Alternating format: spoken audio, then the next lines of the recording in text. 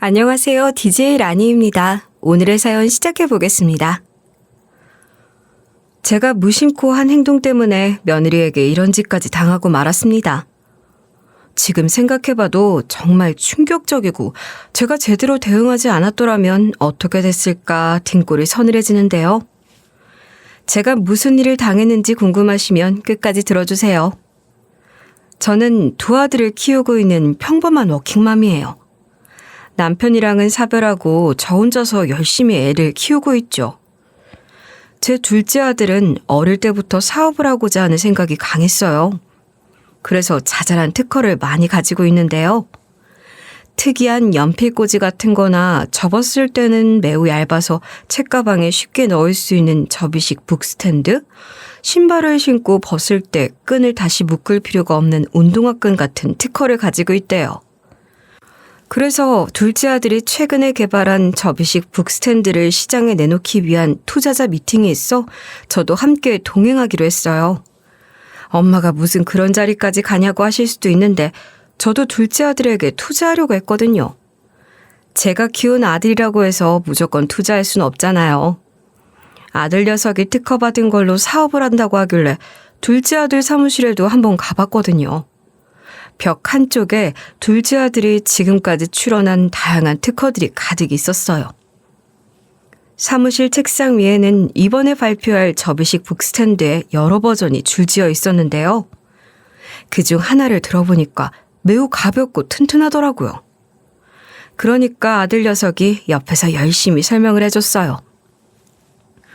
엄마, 이건 학생들이나 독서를 좋아하는 사람들을 위해 만든 건데 접으면 얇아지기 때문에 책가방에 쉽게 넣을 수 있고 펼치면 어떤 크기의 책이든 지탱할 수 있어. 둘째 아들의 설명을 듣고 나니 아들 녀석을 믿어도 되겠더라고요. 사업이란 게 또 한 명한테만 투자를 받는 게 아니라서 투자자 미팅 자리도 잡은 거였거든요. 그래서 제가 아들한테 네가 말만 잘하면 투자 받을 수 있겠다고 했죠. 그렇게 시간이 지나 투자자 미팅 날이 돼서 회의실로 모두 모였는데요.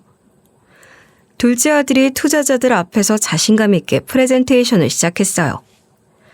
아들 녀석이 북스탠드에 대해 막 설명을 하고 있으니까 투자자 중 한 명이 생산 비용과 소비자 가격을 묻는 거예요. 그러자 아들이 당황하지도 않고 이렇게 답변하는 걸 듣고 얼마나 뿌듯했는지 몰라요. 생산 비용은 개당 약 5,000원이고 소비자 가격은 15,000원으로 책정했습니다. 마진은 충분하고 대량 생산 시 비용은 더 낮출 수 있습니다. 투자자들 표정이 점점 밝아지는 걸 보니까 둘째 아들 녀석이 투자를 받을 수 있을 것 같더라고요. 제 예상대로 그날 미팅은 성공적이었고 아들이 투자를 받아서 사업을 꾸준히 해냈는데요. 둘째 아들이 어느 날은 저한테 이렇게 말하는 거예요. 엄마, 특허 낸다는 게 생각보다 쉽더라고. 이제 사업을 시작하고 싶은데 엄마가 좀 더 지원해 줄 수 있어?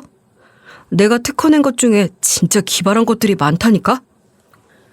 아들이 이미 시장 조사부터 자금 조달, 제품 개발에 이르기까지 모든 걸 준비해 놓은 상태더라고요. 그래서 둘째 아들이 뭘 해도 잘 될 거라 생각했어요. 무언가 더 해보고 싶다고 했을 때 제가 가진 재산을 총동원해서 물신양면으로 도와줬죠. 그러다 저희 아들이 회사를 제대로 세우게 됐어요. 그 전까지만 해도 아들이 자그마한 사무실에서 혼자서 일하고 그랬거든요. 이제 직원들도 고용해도 될 정도로 돈벌이가 괜찮아진 거죠. 아들 사무실에 가보니 직원들 몇 명과 초대받은 손님들 몇 명이 보이더라고요. 그때 둘째 아들이 앞으로 나와서 이렇게 얘기하는 거예요. 오늘 이 자리를 빛내주신 여러분 정말 감사드립니다. 우선 제가 이 자리에 올 수 있게 해주신 제 어머니를 소개해드리고 싶은데요. 둘째 아들이 저를 향해 손짓을 하길래 앞으로 나가봤는데요. 그러자 둘째 아들이 제 어깨를 감싸는 채로 이런 식으로 말하는 거예요.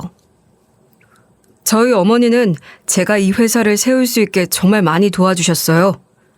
그런 의미에서 저는 어머니를 저희 회사 명예회장으로 모시려고 합니다. 둘째 아들이 하는 말에 사무실 안에 있던 사람들이 전부 다 박수를 쳐주더라고요. 그래서 제가 그 자리에서 이렇게 얘기했던 것 같아요. 우리 아들이 이렇게 자리 잡을 수 있게 돼서 엄마로서 너무 자랑스럽네요. 아들 꿈을 이렇게 옆에서 지켜보는 것만으로도 충분히 영광스러운데 명예회장이라는 중요한 자리를 맡게 되다니 여러분 모두 저희 아들이랑 성공할 수 있게 저도 도울 수 있는 건 다 도와드리겠습니다. 제가 이렇게 말하니까 둘째 아들 눈시울이 붉어져 있었어요. 그 순간 제가 경제적으로 좀 탄탄해서 다행이란 생각이 들었죠. 둘째 아들의 사업을 많이 도와줄 수 있어서 좋았는데요. 그렇게 둘째 아들이 사업을 하면서 결혼을 전제로 만나던 여자랑 결혼을 하게 됐어요. 평범한 집안의 여자였지만 제 아들한테 참 잘했고 저한테 잘 보이려고 엄청 노력했어요. 늙으면 돈이 힘이라고 제가 능력이 되니까 저한테 더 잘 보이려고 애쓰는 것 같았죠. 그렇다고 해서 며느리가 속물 같아 보였다는 건 아니고 제가 돈이 많은 줄 몰랐을 때도 저한테 참 잘했기에 제가 좋아했었어요. 돈도 있지 아들도 잘 나가지 누구 하나 속썩이는 일 없이 탄탄대로를 걷고 있어서 많은 사람들이 저를 부러워하실 텐데요. 하지만 하나도 부러워할 필요가 없어요. 저에겐 슬픈 사연이 있거든요. 첫째 아들이 며느리랑 아들을 데리고 휴가를 갔다가 사고를 당해 죽은 거예요. 첫째네가 이탈리아 남부의 유명한 해안 지역으로 여행을 갔었는데요. 아들한테 전화가 와서 받아보니까 아들 녀석이 이렇게 말해주더라고요. 엄마, 여기가 보트를 타고 노는 곳으로 유명해서 왔거든? 실제로 오니까 관광객들이 많네. 엄마도 내가 보트 자격증 있는 거 알잖아. 그래서 와이프랑 아들 데리고 모터보트 작은 거 빌려서 해안선 근처를 둘러볼 거야. 비도 좀 오고 있고 날씨가 썩 좋지 않아서 걱정이긴 한데 스케줄이 꽉 차서 오늘이 아니면 배를 못 탄대. 몇몇 사람들이 투어를 포기하고 있다고 해도 와이프가 타고 싶다고 박박 우기더라고. 이탈리아까지 여행 왔는데 와이프가 하고 싶은 건 하나도 못하고 내가 원하는 것만 해서 그런가 봐. 그것 가지고 계속 툴툴대니까 그냥 왔어. 아들한테서 그 말을 들으니까 걱정스러웠죠. 그냥 며느리한테 잘 말해서 다른 데 가서 놀라고 했는데도 아들 녀석이 이런 식으로 얘기하는 거예요. 에이, 내가 보트 한두 번 몰아봐. 난 프로니까 그런 거 걱정하지 마. 배 뒤집혀서 물에 빠지는 것보다 마누라가 하루 종일 툴툴거리는 게 더 무섭다. 첫째가 이렇게 장난스럽게 이야기하길래 저는 아무쪼록 조심해서 잘 다녀오라고 말했었는데 그게 마지막 통화가 된 거죠. 나중에 손주가 보트 탈 때 영상 찍은 것이 있다면서 보여줬는데 손주는 비도 오고 보트가 흔들리는데도 신나하고 있었고 혼자 조잘거리면서 영상을 찍고 있었더라고요. 그리고 영상 초반부터 첫째 며느리가 자꾸만 이런 식으로 쫑알거리고 있었는데요. 좀 더 멀리 나가보자. 멀리 가면 사진이 더 멋지게 찍힐 것 같아. 비가 오니까 더 멋있다. 마치 영화의 한 장면 같아. 아니, 오빠 저기로 좀 가달라니까. 저기가 명당 같아. 그런데 영상인데도 알아볼 정도로 바람이 거세게 불고 보트가 흔들리는데 갑자기 큰 소리가 나는 거예요. 보니까 주변에 다른 보트들이 날씨가 이상해서 황급히 돌아가려다가 파도 때문에 중심을 못 잡고 휘말리고 있었고 보트끼리 서로 부딪히고 난리가 난 거죠. 물이 많이 불어나서 거의 홍수가 난 것처럼 보였어요. 우리 첫째 아들네 가족이 탄 보트도 주변에 있는 다른 배들이랑 부딪히기 시작하는 거예요. 손주는 거기까지만 영상을 찍었더라고요. 영상에는 첫째 아들이 첫째 며느리랑 손주에게 뭐라 소리치는 모습, 본인도 휘청거리면서 가족 먼저 챙기는 모습이 담겨 있었어요. 보고만 있어도 미칠 노릇이었죠. 저는 그런 일이 있는지도 모르고 첫째네 애들이 배를 잘 타고 왔나 하면서 연락만 기다리고 있었어요. 그런데 이상하게 연락을 잘하던 애가 전화나 문자도 없길래 노는데 정신이 팔렸나 무슨 일이 생겼나 했죠. 그러다가 다음 날이 돼서 첫째 며느리한테 전화가 온 거예요. 얼른 전화를 받아보니까 첫째 며느리가 울먹이면서 이러더라고요. 어머님, 저 어떡하면 좋아요?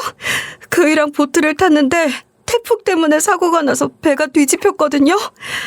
저랑 제 아들은 구명조끼 입고 있어서 물 위에 떠 있을 수 있었는데 저희 둘 다 수영을 못해서 완전 발버둥을 쳤어요. 제가 아이랑 같이 너무 무서워하고 있으니까 그이가 뒤집힌 보트 위로 올려줬는데요. 그 순간 갑자기 파도가 몰아치더니 그이가 보트랑 같이 물속으로 끌려가 버렸어요. 저는 아들을 꼭 붙잡고 있어서 생존할 수 있었는데 그이를 아무리 불러도 물 위로 올라오질 않는 거예요. 다른 보트가 저희를 구해주면서 해양경비대에 신고를 해줬어요.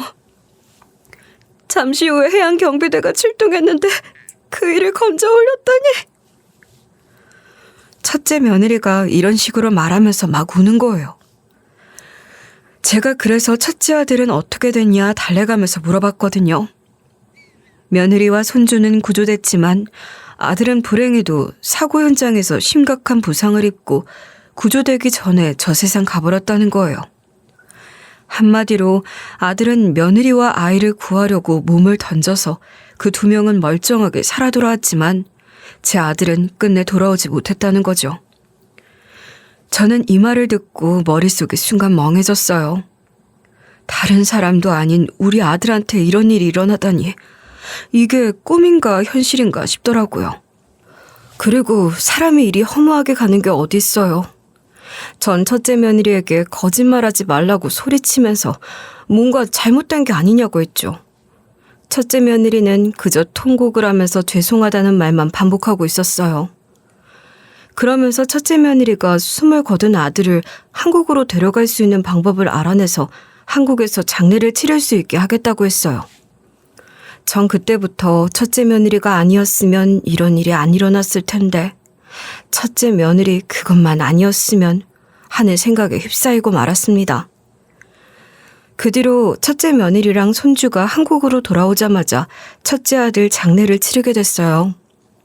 제가 이때 첫째 며느리를 보자마자 이렇게 막말을 퍼부었는데요. 네 때문에 우리 아들이 죽었어. 네만 아니었으면 우리 아들이 살았을 거라고. 차라리 네가 죽지 그랬냐. 네 말고 우리 아들이 살지. 왜 하필이면. 아이고. 제가 이렇게 소리치면서 막 땅을 치며 울부짖었죠. 첫째 며느리는 제가 그렇게 하는 걸 말없이 전부 다 받아줬어요. 장례식이 끝난 뒤 첫째 며느리가 어머님 하면서 다가오더라고요. 첫째 며느리는 눈에는 눈물이 가득했지만 저는 그 눈물에 동요되지 않았어요. 아들의 상을 치르고 나니 첫째 며느리가 더 용서가 안 돼서 이런 식으로 말해버렸죠. 우리 아들이 그 나이에 저 세상 가버린 건 너 때문이야. 네가 아니었으면 우리 첫째가 아직도 여기에 있었을 거라고. 어찌나 화가 났는지 제 목소리가 파르르 떨리는 게 느껴지더라고요. 첫째 며느리가 입을 열어서 무언가 변명하려 하기에 제가 더 크게 소리쳤어요. 아무 말도 하지 마. 여행 가서 고작 네 하고 싶은 대로 다 하려고 우리 아들 이렇게 만들어 놓고 무슨 말을 하게. 네가 보트 타자고 고집만 안 부렸으면 이런 일 일어나지도 않았어. 우리 아들 살려놔. 우리 아들 살려놓으라고. 제가 이러니까 첫째 며느리가 떨리는 손으로 입을 가리면서 울음을 터뜨렸어요. 그런데도 분노가 가라앉지 않아서 계속해서 비난을 퍼붓고 말았죠. 내 아들 그렇게 만들어 놓고 내 앞에서 눈물이 나오니? 어떻게 그렇게 뻔뻔할 수가 있냐? 이제는 나랑 연락하고 내 집에 찾아올 생각하지 말아라. 내 아들 잡아먹은 년은 다시는 안 보고 싶다. 이러면서 제가 우열을 하니까 첫째 며느리가 아무런 대답도 하지 못한 채 그저 눈물만 흘리면서 고개를 숙이고 있더라고요. 첫째 며느리는 조용히 일어나 먼저 자리를 떴고 저는 한동안 아들 생각에 눈물을 흘렸던 것 같아요. 저는 첫째 아들을 그렇게 잃은 게 너무나 한스러워 첫째가 죽은 건 첫째 며느리 때문이라고 거의 의절하고 지내게 된 거죠. 저도 사실 첫째 며느리 잘못이 아니란 건 알지만 그렇게 하지 않으면 첫째 아들 생각에 견딜 수 없어 살 수가 없을 것 같았어요. 그렇게 첫째 며느리랑 손절하게 되면서 반대로 저는 둘째 며느리를 더 잘 챙겨주게 되더라고요. 둘째 사돈댁이 저한테 참 잘했거든요. 어느 날 갑자기 둘째 사돈댁한테 전화가 온 거예요. 둘째 며느리랑 같이 저희 집에 오겠다고 하더라고요. 갑자기 온다고 해서 당황스러웠지만 일단은 오라고 했죠. 무슨 일이 있어서 오겠다고 한 건가 싶었는데 잠시 후에 초인종 소리가 들리는 거예요. 인터폰으로 확인해 보니까 둘째 며느리랑 둘째 사돈댁인 거예요. 아무 생각 없이 현관문을 열어줬는데 사돈댁이 김치통을 여러 개 들고 온 거 있죠? 그래서 제가 웬 김치냐고 물어보니까 사돈댁이 이러는 거예요. 저희 집 김치 맛이 어떤지 한번 맛보시라고요. 저희 집이 이번에 배추김치도 담고 오이소박이랑 총각김치도 담갔거든요. 그리고 사돈댁이 저보고 안색이 너무 안 좋아 보인대요. 첫째 아들이 저보다 먼저 눈을 감게 되면서 제가 살이 많이 빠지긴 했었는데요. 사돈댁이 그런 제 모습을 보고 눈물을 글썽이면서 이러는 거예요. 이럴 때일수록 몸 관리 잘하셔야 합니다. 안 그래도 장례식 때 얼굴이 너무 안 좋아 보여서 보약도 지어왔어요. 유명한 한의원에서 대기부 뽑아서 구해온 거라서 엄청 귀한 거예요. 꼭 드셔보시고 기운 차리세요. 이렇게 첫째 아들이 잃었을 때 한 걸음에 달려와 함께 슬퍼해주고 제 몸 약해지면 안 된다며 보약도 지어서 줬어요. 이날만 그런 게 아니라 철마다 김치를 종류별로 담가서 주더라고요. 김치 만드는 게 보통 일인가요? 부모 마음 다 같은 거 아니겠냐며 진짜 제 친가족처럼 저를 챙겨주는 거예요. 둘째 아들이 암에 걸렸을 때도 며느리는 둘째 아들에게 헌신했어요.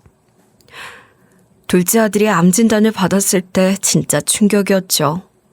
그런데 제가 아들 병문안에 갈 때마다 둘째 며느리가 항상 아들 손을 붙잡고 기도를 하고 있더라고요. 아들이 아파할 때마다 식은땀을 흘리고 있는 아들 이마를 부드럽게 닦아주고 곧 있으면 괜찮아질 거라고 이야기했었어요. 어느 날은 아들이 수박이 먹고 싶다고 하니까 단번에 자리에서 일어나서 수박을 사러 가는 거예요. 그리고 수박 2개를 양손에 낑낑거리면서 들고 온 거 있죠?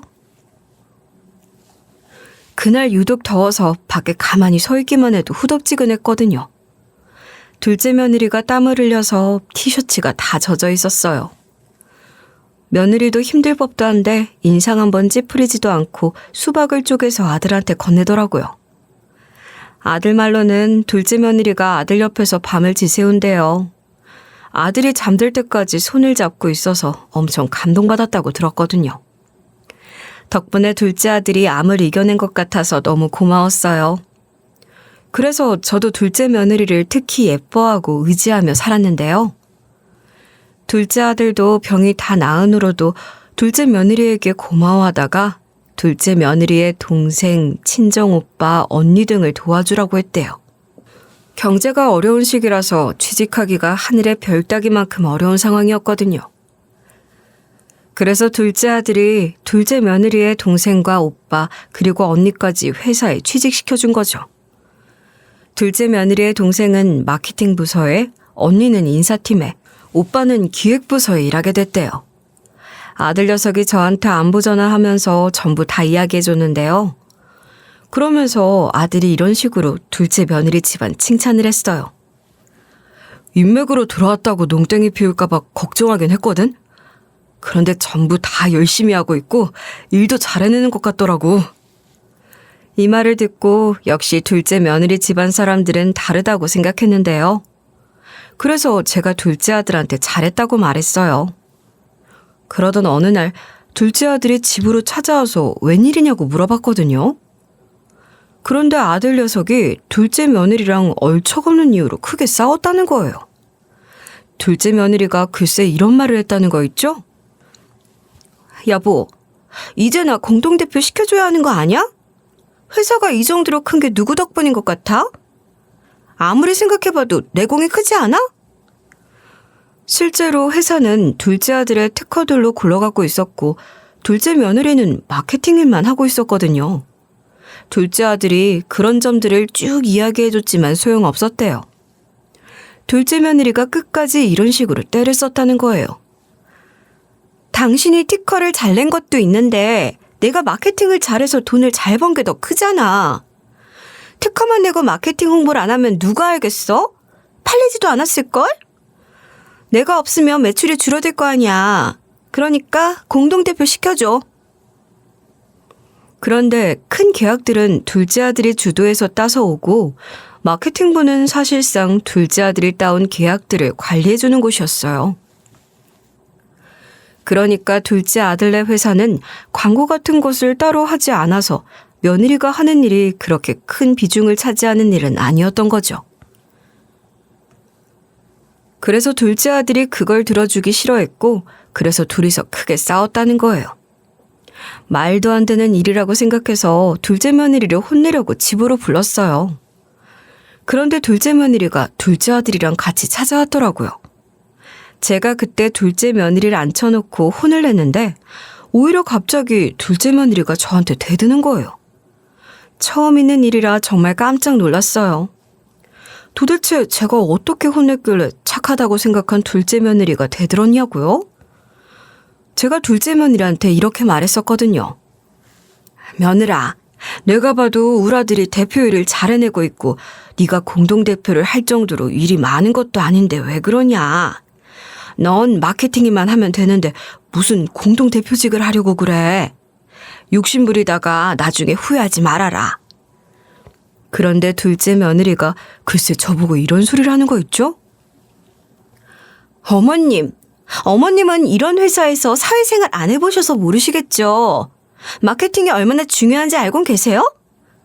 그리고 제가 마케팅을 담당하고 있다고 하더라도 명색이 사모님인데 직원들한테 그렇게 무시당해야 하냐고요. 지금도 봐요. 어머님 아들도 어머님도 저 무시하니까 반대하시는 거잖아요.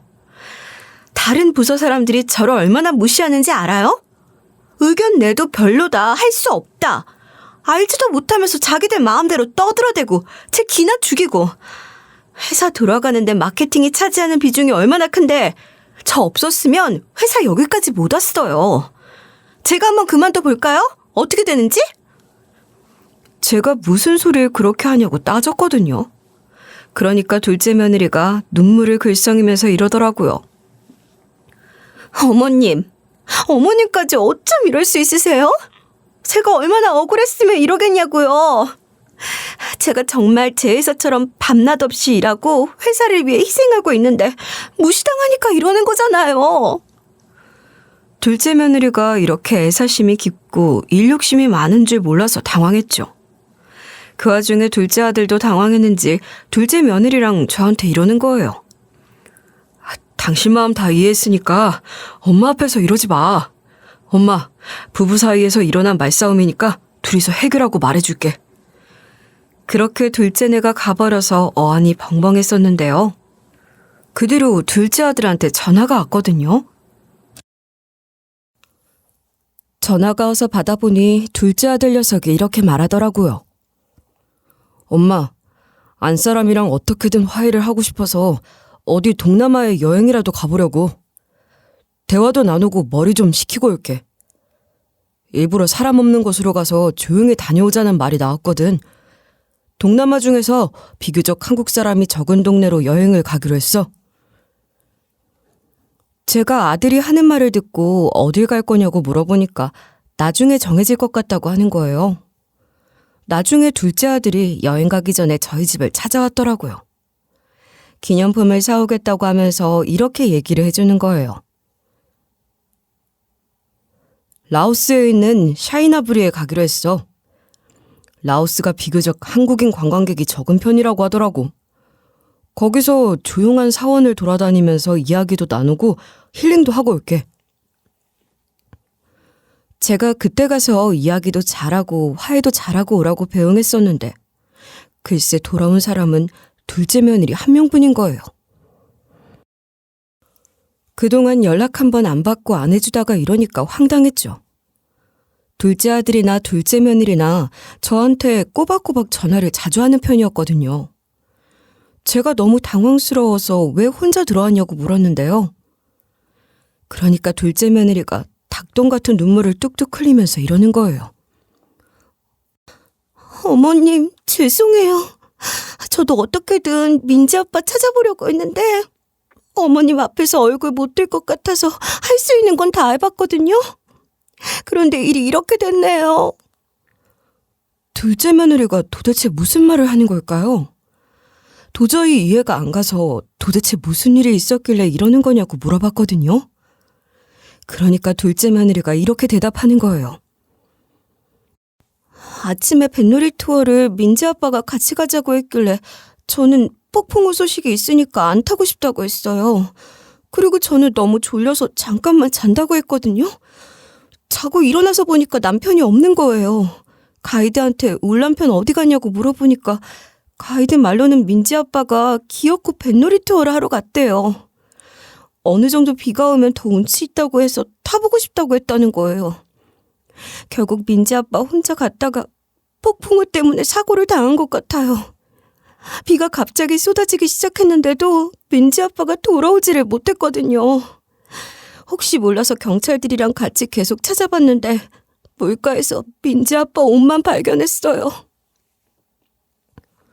한참 수색을 했지만 결국 폭풍으로 쓸려간 아들을 못 찾았다는 거죠.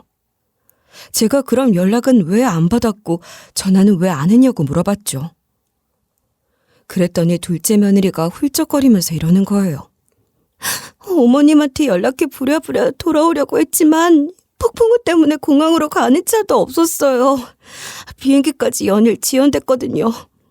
게다가 라오스에 있는 사이냐프리에서 한국으로 직접 가는 국제선까지 없는 거예요.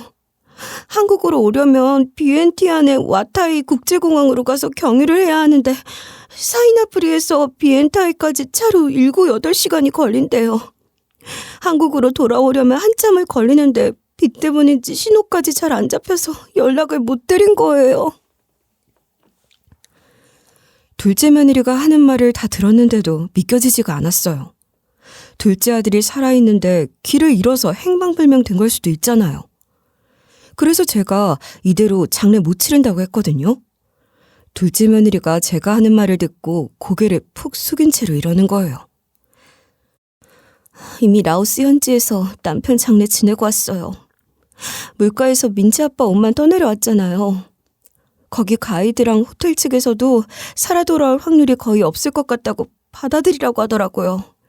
이런 일이 종종 있었다고 하면서 그 사람들 모두 현지에서 장례를 치르고 갔대요. 둘째 며느리가 이러고 나서 어깨를 들썩거리면서 우는데 저도 눈물이 절로 나오는 거예요. 폭풍우 때문에 아들을 둘이나 잃은 기구한 팔자라니. 게다가 애미가 돼가지고 장례도 제대로 치러주지 못해서 미안했어요. 제 일이지만 정말 실감이 안 나는 거예요. 금방이라도 두 아들이 살아 돌아와서 엄마 할 것 같아서 억장이 무너질 것 같았어요. 그런데 둘째 며느리는 한국에 돌아오자마자 저에게 슬퍼할 시간도 주지 않고 둘째 아들의 회사를 빼앗기 시작했어요. 저는 어떻게든 막고 싶었지만 이미 둘째 아들의 회사에 다니고 있던 며느리네 가족들이 합심해서 대놓고 회사를 빼앗으려고 했죠. 도대체 어떻게 빼앗았냐고요? 둘째 며느리가 저랑 회사 주요 직책이었던 며느리네 가족들을 회의실까지 불러서 갔거든요. 회의실 안으로 며느리네 가족들이 하나둘씩 모이기 시작하니까 둘째 며느리가 이러더라고요. 불의의 사고로 이제 대표직 자리가 비어버렸잖아요. 회사를 이끌려면 대표가 필요하지 않아요?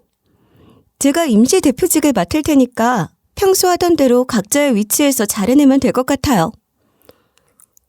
임시 대표직을 누가 하는 게 좋냐고 물어보는 것도 아니고 자기가 아예 하겠다고 하는 거 보면 뻔했죠. 사실상 그냥 둘째 며느리가 대표가 되겠다는 건데요. 제가 그때 이런 식으로 반박을 해버리고 말았어요. 다른 사람도 아니고 마케팅을 하는 사람이 무슨 경영을 하겠다고 그래. 아직 회사 경영에 대해 잘 모르지 않아? 네가 임시대표직을 할 수 있겠어? 제가 이러니까 둘째 며느리 표정이 확 굳어버리더군요. 그리고 제가 이렇게 나올 걸 예상했다는 듯이 이러는 거예요. 어머님, 제가 부족한 점이 많은 건 인정하지만 이번 일은 회사와 직원들을 위한 결정입니다. 저희 가족 모두 이 회사를 위해 최선을 다할 거예요.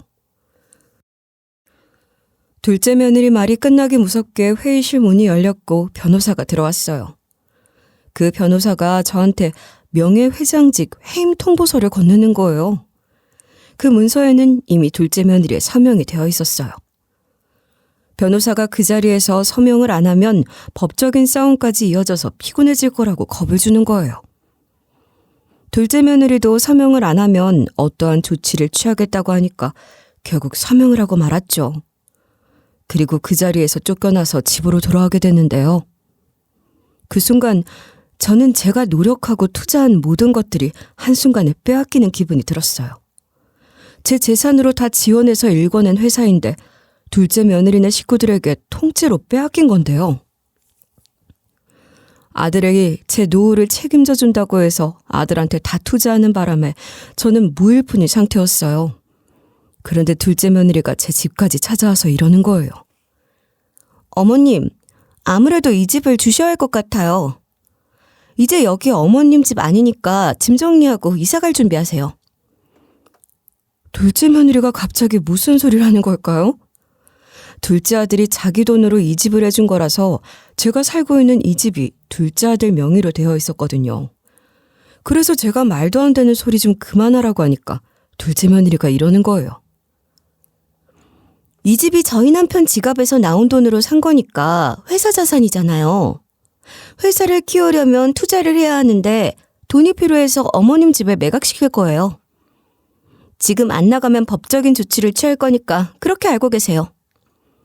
둘째 며느리가 이런 식으로 나오니까 어이가 없었어요. 도저히 참을 수가 없어서 둘째 며느리 얼굴에 사태질까지 해대며 이리 물었거든요. 그게 무슨 헛소리야? 무슨 수로 날 고소할 거고 내 집이 왜 회사 건데? 네가 날 아예 매장시키려고 하나 본데 세상사가 네 뜻대로 다 될 것 같냐? 제가 이러니까 둘째 며느리가 콧방귀를 뀌는 거예요. 저보고 아무것도 모르면서 씨부리지 말라고 하면서 이러는 거 있죠? 가족이 운영하는 회사면 개인 소유의 자산을 회사 자산으로 편입시킬 수 있어요. 그러니까 어머님 집도 회사의 자산으로 통합돼서 경영자원으로 활용될 수 있다는 소리예요. 자본금 조달이나 투자 목적으로 개인 소유의 집을 회사에 기부하거나 저당 잡히게 할 수 있어요. 한마디로 둘째 며느리가 저를 아예 나락으로 떨어뜨리려고 별의별 방법을 알아왔다는 소리죠. 둘째 며느리가 이렇게까지 나올 줄은 꿈에도 몰랐어요.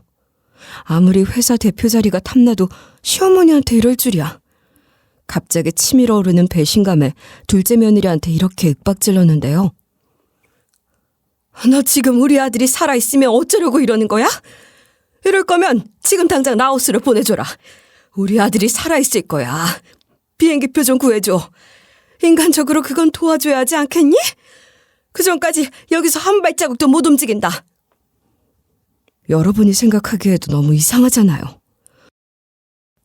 아무리 그래도 그렇지 수사도 며칠 안 해봤는데 황급히 돌아왔으니까 제 두 눈으로 직접 확인해보고 싶었어요. 그런데 둘째 며느리가 지겹다는 표정으로 이러는 거예요.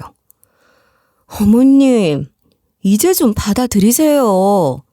어머님 아들 이미 저 세상 가서 어머님 자리 전부 다 없어졌다고요.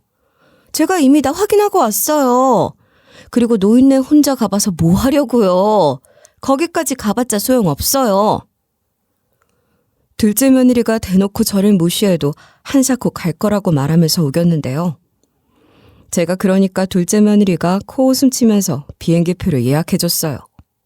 본인은 좋았을 거예요. 골치 아픈 노인네가 제 발로 멀리 가준다고 했으니까요. 그렇게 저는 필요한 집만 바리바리 챙겨서 둘째 며느리 차를 얻어 타게 됐어요. 둘째 며느리가 공항에 저 혼자 내버려두고 가버렸죠. 제가 혼자서 갈 수 있을 거라고 생각하고 비행기를 기다리고 있었는데 잠깐 한눈판 사이에 여권이랑 지갑이 든 가방을 누가 훔쳐간 거예요. 공항에 도움을 요청했는데 저는 신분증도 없고 아무것도 없는 상태라서 도움받기가 힘들었죠. 당연히 비행기는 못 탔어요. 일단 공항에서 도움을 기다리며 노숙을 하기 시작했는데요.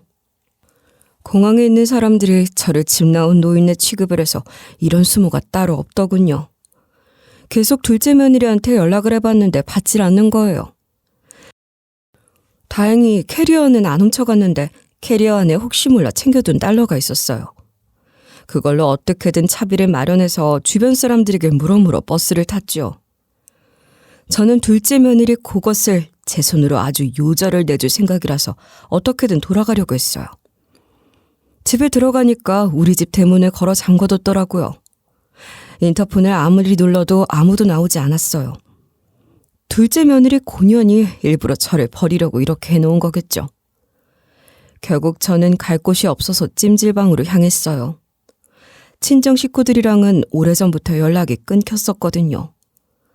오빠나 여동생이나 제가 과부가 돼서 악착같이 살 때는 나 몰라라 하더니 제가 피땀 흘려서 돈을 좀 모았다는 얘기를 들으니까 개떼같이 달려들은 적이 있었기 때문에 어쩔 수 없었어요. 이것도 사연이 깊지만 아무튼 이런저런 일이 있어서 저는 찾아갈 친정도 없었죠. 첫째 며느리한테 연락해볼까 싶다가도 도저히 볼낯이 없어서 연락을 못하겠더라고요. 그나마 있던 달러들로 찜질방 생활을 하면서 낮에는 무료 급식소를 전전하며 다녔어요. 그런데 무료 급식소는 낮에만 운영하잖아요. 그러다 보니 배가 너무 고픈 거예요. 그래서 둘째 며느리를 찾으러 가려고 회사에 가봤어요. 그래도 먹을 거는 챙겨주지 않을까 싶었고 뭐라도 하나 알아낼 건 없을까 싶기도 했거든요. 회사를 찾아가자마자 당장 대표실로 쳐들어갔죠. 둘째 며느리가 제 아들 자리인 대표 자리에 앉아서 거들먹거리고 있다가 절 보더니 깜짝 놀라더라고요. 노인네 참 즐기네 즐겨라고 말하는 걸 똑똑히 들었어요. 저는 찜질방에 있으면서 마음을 좀 다잡았거든요. 그래서 둘째 며느리와 이야기를 해보려고 이랬는데요. 네가 우리 모자에게 섭섭했었던 거 안다. 그러니까 이제부터라도 이야기를 좀 해보자. 그리고 그 전에 밥이라도 줘라. 여기까지 오느라 너무 힘들고 지쳤다. 그랬더니 둘째 며느리가 인상을 팍 쓰면서 이러는 거예요. 제가 왜 그래야 하는데요? 남편도 죽었으니까 저희 이제 남남이잖아요. 사별한 며느리를 도대체 왜 찾아오는 건데요? 일하느라 바빠 죽겠는데 뭐하는 짓이야. 일하는데 방해하지 말고 여기서 꺼지세요. 제가 그때 안 나가고 버티고 있으니까 회사에 있던 지 가족들을 다 부르는 거예요. 젊은 것들이 저 하나 내보내겠다고 온 힘을 다해서 쫓아내더군요. 기생충 같은 것들. 본인들이 어떻게 이 회사에 다니게 됐는지 다 잊은 걸까요? 진짜 이것들 은혜도 모르는 것들 아닌가요? 그래서 전 둘째 며느리의 횡포를 더 이상 두고 볼 수 없었어요. 둘째 며느리의 대표 취임식 날이 다가왔을 때 제대로 참교육해주기로 결심한 거죠. 그날 아침 회사 안은 축제 분위기였어요. 대표 취임식을 기념하는 화려한 플랜카드와 풍선이 곳곳에 달려 있었어요. 제가 어떻게 알고 취임식 날에 정확히 찾아온 거냐고요? 며칠 전에 둘째 며느리랑 얘기 좀 해보려 찾아갔던 날 취임식 한다는 플랜카드를 보고 날짜를 미리 알아두고 있었거든요. 그래서 회사 사람들 앞에서 이럴 수는 없다고 소리치고 말았어요. 제 목소리가 순식간에 회사 전체에 울려 퍼졌고 모든 직원들이 저를 쳐다봤죠. 둘째 며느리가 바로 보안팀을 향해 손짓을 하면서 이러더라고요. 지금 안 쫓아내고 뭐 하세요? 여기로 와서 이 사람 좀 끌어내세요. 그리고 어머님, 정신 좀 차리세요. 지금 회사까지 찾아와서 뭐 하는 짓이에요? 제 취임식에 이렇게 굴욕을 주고 싶으세요? 이게 다 남편 회사를 잘 이어가 보려고 하는 건데 어이가 없네요. 둘째 며느리가 이렇게 저를 쫓아내려고 했는데 그때 뒤에서 우리 둘째 아들이 나타났어요. 우리 아들이 어떻게 살아있었냐고요? 우리 아들이 사고를 당했지만 다행히 목숨은 건져 모르는 마을에 닿았대요. 그런데 옷이 떠내려가면서 안에 있던 지갑, 휴대폰들까지 모두 잃어버리는 바람에 연락할 길이 없었다는 거예요. 거기 사람들과 말이 안 통했지만 마을 사람들의 도움으로 우여곡절 끝에 호텔로 다시 돌아갈 수 있었대요. 둘째 아들 말로는 호텔 사람들이 당신 죽은 것 아니었냐며 둘째 며느리가 둘째 아들을 죽은 것으로 하고 제사까지 지냈다는 소식을 말해줬다는 거예요. 이상한 김새를 느낀 둘째 아들이 컴퓨터를 빌려 일단 비행기표를 확인했대요. 연락할 만한 곳을 찾다가 메일함을 봤는데 비서에게 온 메일을 확인하게 됐다는 거예요. 비서가 보낸 메일에 둘째 며느리가 수상하다며 살아있을 거라 생각한 것 같아 이렇게 메일을 보낸다는 글이 적혀 있었대요. 메일을 확인한 둘째 아들이 저한테 연락해서 자초지종을 말해주었어요. 저는 아들이 살아있다는 것을 이미 알고 있었던 거죠. 둘째 아들이 호텔에 돌아가기 전에 둘째 며느리가 수색을 하다가 포기해서 제사까지 지낸 후 돌아온 시간이 있잖아요. 시간 텀이 한참 있었기 때문에 처음엔 저도 둘째 아들이 살아있었는지 몰랐는데요. 둘째 며느리한테 쫓겨나고 노숙인 생활을 하고 있을 때쯤 저도 알게 된 거예요. 제가 본의 아니게 노숙 생활을 하게 되어서 중요할 때 핸드폰을 쓸 수가 없을 것 같으니 배터리를 아끼려고 핸드폰 전원을 껐다가 켰다가 하고 있었거든요. 찜질방에서 충전하려고 하면 전기 마음대로 쓰지 말라고 뭐라고 하더라고요. 아무튼 그렇게 껐다가 켰다가 하고 있었는데 하루 만에 휴대폰을 켜보니 제 핸드폰에 첫째 며느리한테 전화가 와 있었어요. 그것도 모자라 둘째 아들한테도 전화가 와 있는 거예요. 그래서 제가 뒤늦게 둘째 아들과 연락이 닿아서 진실을 알게 되었어요. 그래서 제가 둘째 며느리의 횡포를 더 이상 두고 볼 수 없다고 한 거죠. 비서가 회사에서 자기 자리를 지키고 있으려면 둘째 며느리한테 붙을 만도 하잖아요. 기가 막히게도 비서도 둘째 며느리에게 은밀한 제안을 받았다면서 이런 말을 하는 거예요. 사실 저한테도 사모님이 접근하시긴 했어요. 하지만 제가 대표님한테 받은 은혜가 있는데 사모님 편에 서겠어요? 제가 사실 부모님이 굉장히 아프셔서 병원에 계속 입원하고 계시거든요. 대표님이 그 사실을 알고 치료비를 대신 내주시고 계셔서 배신하고 싶지 않았어요. 비서가 계속해서 둘째 며느리를 의심하며 괜히 메일까지 보내본 게 아니었더라고요. 둘째 아들이 비서의 부모님이 아파서 치료비가 부담된다고 했나 봐요. 둘째 아들 성격이 서글서글해서 비서랑도 잘 지내고 있었고 오래 본 사이라 친하게 지내고 있었거든요. 둘째 아들이 그런 비서의 사정을 알아채고 그 치료비를 대신 내줬다는 거 있죠? 그래서 비서가 둘째 아들에게 충성했던 것 같아요. 아들이 살아있다는 사실이 기뻤지만 저는 둘째 며느리 앞에서는 아무것도 모르는 척을 해야 했어요. 둘째 며느리의 본성을 확실하게 확인하고 참교육을 해줘야 했으니까요. 진짜 대표가 살아서 돌아왔으니 둘째 며느리가 공동대표가 되는 것은 당연히 무산되었고 취임식도 망했죠. 둘째 며느리는 거기서 둘째가 진짜 죽었다고 생각했었나 봐요. 둘째 아들이 살아 돌아오니까 이렇게 말하면서 엄청 놀라는 거예요. 아니, 네가 어떻게 살아있었어? 내가 분명히 물가에서 당신 옷가지를 발견했었는데? 당신은 살아남으면 말했어야지. 날 왜 이렇게 난감하게 만들어? 화를 낼 사람은 저랑 제 둘째 아들인데 둘째 며느리가 도리어 성질을 내더라고요. 뭐라 한마디 하려고 했는데 첫째 며느리까지 나서서 이런 식으로 둘째 아들 편을 드는 거예요. 지금 화낼 때가 아닌 것 같은데? 나도 그렇고 동서도 그렇고 서방님 도움 실컷 받아놓고 이러면 안 되지. 나나 동서나 잘난 구석 하나도 없는데 서방님 회사에서 일하면서 월급 받아먹고 있었잖아. 첫째 며느리 말대로 며느리 2명 다 둘째 아들의 입김으로 입사해서 같은 회사에 다니고 있었거든요. 제가 반대했었지만 형이 없는데 형수님 혼자서 아이를 어떻게 키우겠냐며 둘째 아들이 내린 결정이었는데요. 그런데 첫째 며느리가 하는 말을 듣고 더 어이가 없어졌어요. 둘째 며느리가 첫째 며느리한테 접근해서 이런 말을 했다는 거예요. 어차피 어머님이 형님 구박하고 미워하지 않아요? 그런 어머님한테 복수해주게 함께 회사를 먹을 생각 없으세요? 첫째 며느리는 당연히 처음에는 절대로 저를 배신할 생각이 없었대요. 하지만 모르는 척만 하고 있으면 나중에 큰일이 생길 것 같아 일단 승낙한 다음 몰래 함께 일을 꾸미는 척하며 자료를 모으고 있었다는 거예요.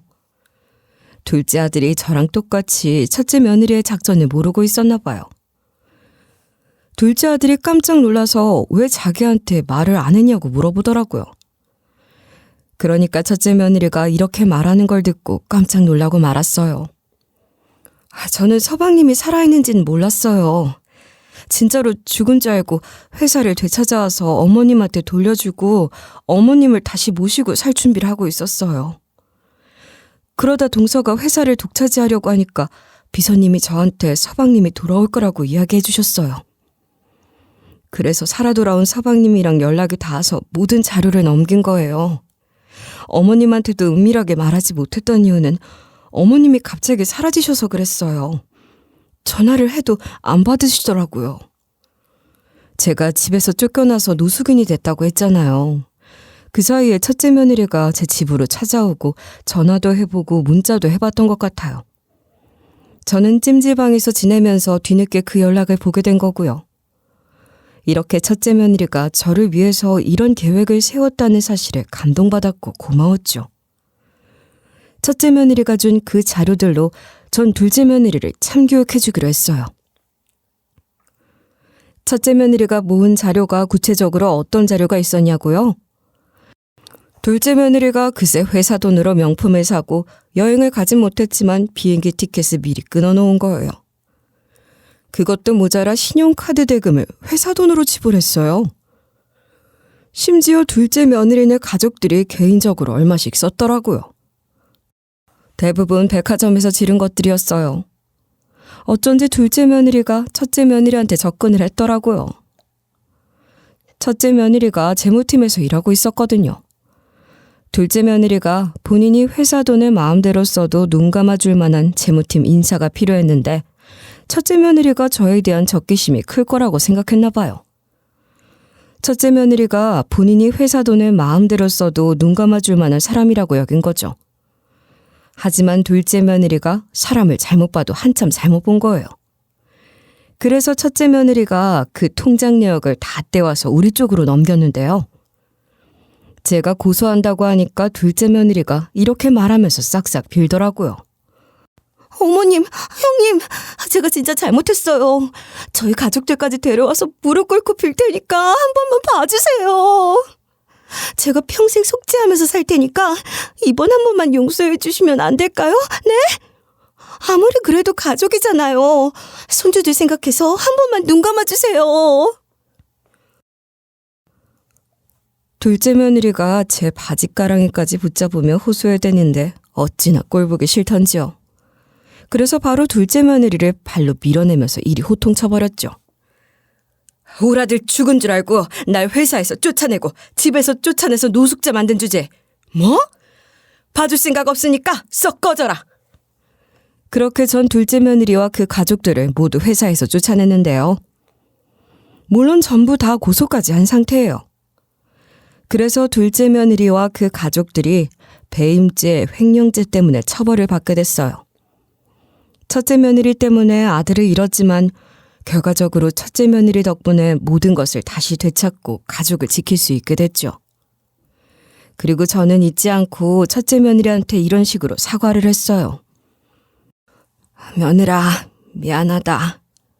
나도 사실 우리 아들이 그렇게 가버린 거 네 잘못이라고 생각한 적 없었어. 내가 그동안 아들을 잃은 슬픔에 잠깐 미쳐버린 것 같아. 내가 너한테 그런 짓을 하고 그런 말을 했다는 것 정말 사과하고 싶었다. 첫째 며느리가 다행히 제 사과를 받아주더라고요. 제 손에 꼭 붙잡고 이렇게 말해주는 거 있죠? 어머님이 나쁜 의도로 그런 것도 아닌데 뭘 또 그러세요. 부모니까 암울한 마음에 그렇게 행동하신 거잖아요.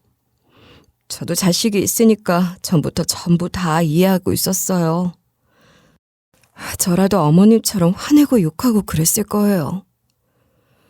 첫째 며느리가 다른 사람도 아니고 어머님이니까 전부 다 안고 가려고 했다는 말을 듣고 울컥했죠. 전 그날 이후로 첫째 며느리에게 어떻게 보답해야 할까 계속해서 고민하고 있었는데요. 그리고 둘째 아들이 둘째 며느리랑 어떻게 됐냐고요? 저희 아들은 결국 둘째 며느리랑 이혼을 하고 혼자 지내게 됐어요. 전 그대로 둘째 며느리하고 아예 연락을 끊고 첫째 며느리를 도와주고 있죠. 둘째 아들이 다시 회사를 되찾아서 경제적으로 여유가 생겼는데요. 그래서 첫째 며느리에게 가끔씩 용돈을 보내주고 있어요. 물론 아들이랑 사별한 며느리라 따로 연락을 하거나 친딸처럼 지내지 못했죠. 그래서 속지 않은 마음으로 회사에서 일하는 며느리 막 밀어주고만 있는 거예요. 첫째 며느리가 또 능력이 되고 성실해서 밀어줄 만도 했어요. 남들이 들으면 아들이랑 사별한 며느리를 왜 그리 챙겨주냐, 미안하다고 하면 됐지 싶을 수도 있는데요. 제가 그리 구박하고 미워했는데 제 편 들어주는 거, 그거 진짜 어려운 일 아닌가요? 전 그래서 끝까지 절 배신하지 않은 며느리 가끔씩 챙겨주는 거 하나도 아깝지 않았어요. 요즘에는 이렇게 첫째 며느리 밀어주고 둘째 아들이랑 회사 꾸려가면서 잘 살고 있네요.